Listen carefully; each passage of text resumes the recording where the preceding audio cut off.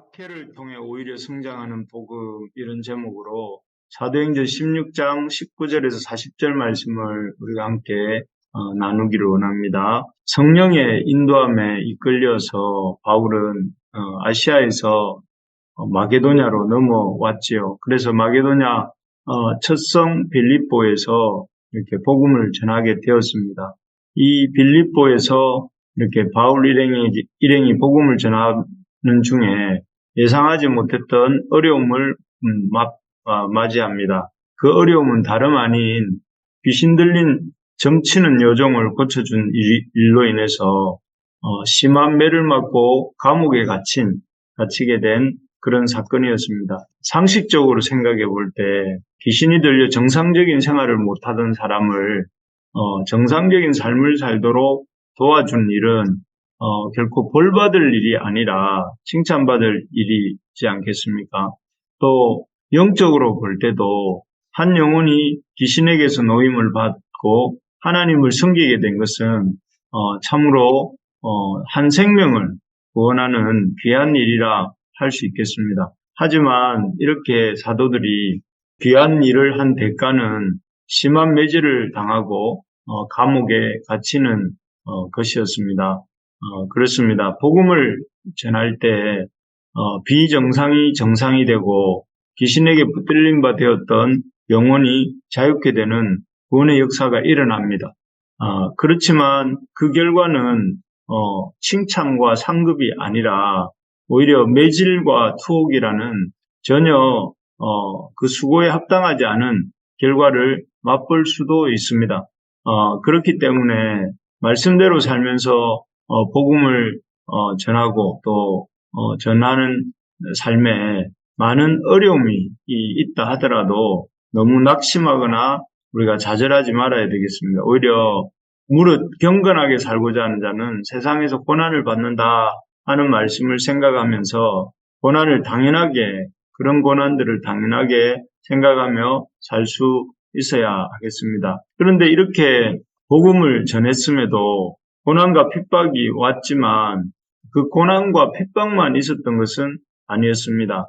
이 고난과 핍박을 통해서 더 놀라운 하나님의 역사도 일어나는데요. 첫째는 바울과 실라가 고난 속에서도 찬양하고 기도할 때 놀라운 사건이 일어납니다.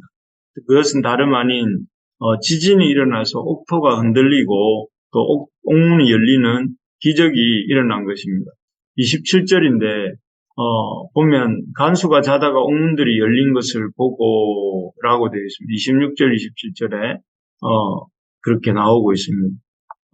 옥토가 흔들리고 옥문이 열리는 이 사건은 평소대로라면 절대로 일어날 수 없고 또 경험할 수도 없는 일이었습니다. 하지만 복음을 전하다가 이렇게 매를 맞고 감옥에 갇힌 억울하고 힘든 상황 속에서 그들이 기도하고 하나님을 찬양할 때에 이런 놀라운 사건을 경험하게 된 것이죠. 그렇습니다. 우리가 복음을 전하다가 받는 고난과 핍박은 오히려 그 평소에는 경험할 수 없는 하나님의 더 큰 역사를 경험할 수 있는 기회가 되기도 합니다. 그렇기 때문에 우리가 힘든 고난과 핍박을 당할 때 낙심하기보다는 오히려 더 크신 하나님의 역사를 기대하면서 믿음과 소망 가운데 나아갈 수 있어야 되겠습니다. 지금 우리에게 있는 여러 가지 어려움과 또 이런 이 고난을 생각해 볼 때에 참 그 고난과 어려움만을 생각하는 것이 아니라 그 고난과 어려움을 통해서 오히려 놀랍게 역사하실 하나님을 기대하고 또 기도할 수 있어야 되겠습니다. 두 번째로 고난과 핍박을 통해 오히려 복음이 더욱더 힘있게 확장되고 구원 얻는 영혼들이 생겨났습니다. 옥토가 흔들리고 옥문이 열리면서 감옥을 지키던 간수는 자신이 지키던 죄수들이 다 도망간 줄 압니다. 그래서 참 칼을 뽑아서 스스로 목숨을 끊으려 하지요. 하지만 왜냐하면은 자기 손으로는 죽지 않더라도 죄수가 도망가고 나면 간수는 자신의 상관들에 의해서 죄수를 놓친 죄로 이렇게 죽을 목숨이었기 때문입니다. 하지만 이 바울과 실라는 자결하려고 하는 이 간수를 급히 제지하면서 자신들이 도망치지 않았다고 여기 있다고 이렇게 말을 합니다. 그리고 그에게 구원을 얻으려면 주 예수를 믿으라고 전하지요. 그런데 놀랍게도 그 간수장은 바울이 전하는 하나님의 말씀을 아주 이렇게 열심히 듣습니다. 듣고 자신뿐 아니라 자신의 온 가족이 세례를 받게 하는 데까지 이르게 됩니다. 이렇게 그 세례를 받은 간수와 그의 가족들은 훗날 빌립보 교회의 중요한 멤버가 됩니다. 그래서 빌립보 교회가 든든하게 세워져 가는 일에 중요한 역할을 하게 되는데요. 그야말로 전혀 예상치 못한 회심자들이 고난과 박해 속에서 나오게 된 것입니다. 복음의 대적들이 복음을 이렇게 가두고 복음을 제한하기 위해서 사도들에게 고난과 핍박을 주었는데 놀랍게도 그 고난과 핍박 때문에 복음이 더 놀랍게 전파되는 역사가 일어난 것입니다. 그렇습니다. 복음을 전하는 우리에게 찾아오는 고난과 핍박은 단기간으로는 고난과 핍박이지만 우리가 그 고난 속에서도 믿음을 잃지 않고 그 고난을 통해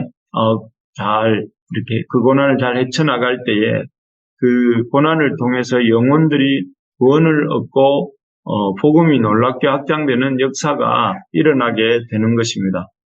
그러므로 우리에게 있는 고난이 복음이 확장되어가는 과정이다 하는 생각을 하면서 감사함으로 이 고난의 시간들을 우리가 통과해 나갈 수 있기를 소망합니다.